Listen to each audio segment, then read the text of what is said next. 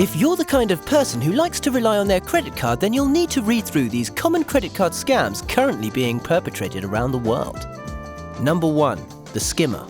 These little contraptions are fixed to ATMs in secretive ways you'd never notice unless you were specifically looking for them.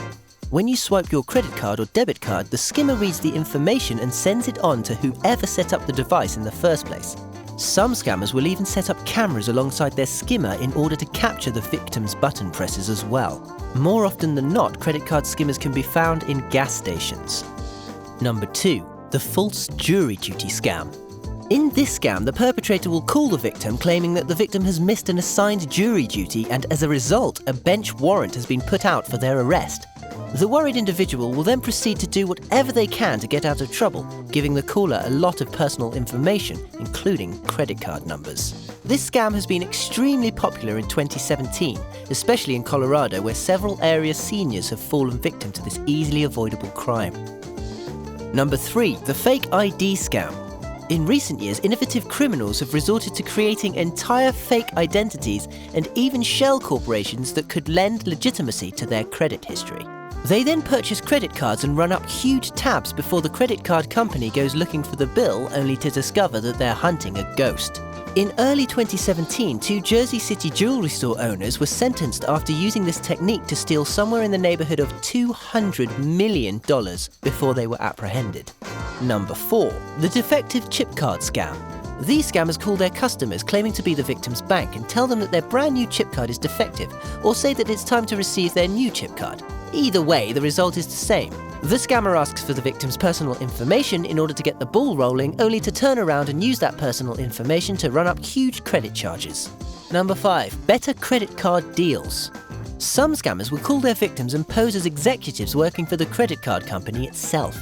There's even a trick they sometimes use to gain the victim's trust, known as the no hang-up scam, where they ask you to hang up and call the number on the back of the credit card. However, the scammer doesn't hang up, leaving the call still connected, and spoofs the dial tone.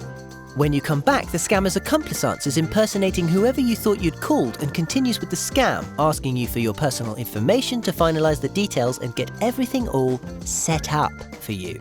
It's relatively common knowledge that no credit card company is going to actually call or solicit private information from you over the phone or via email. 6. Be especially careful in these 7 states.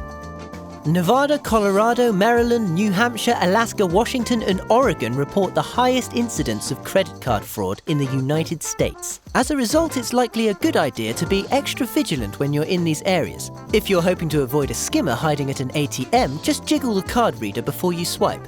If it's loose, best not to trust it. 7. The in-house scammer.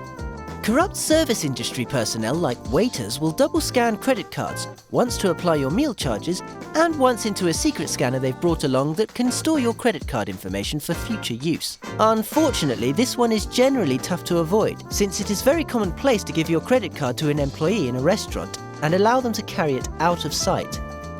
8. Companies aren't immune either.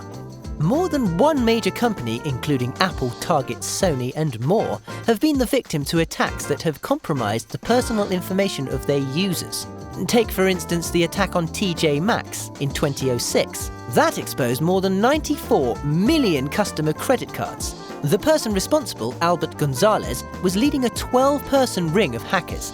They'd raised more than $1 billion before being apprehended. Do you know of any other scams to be aware of? Comment below.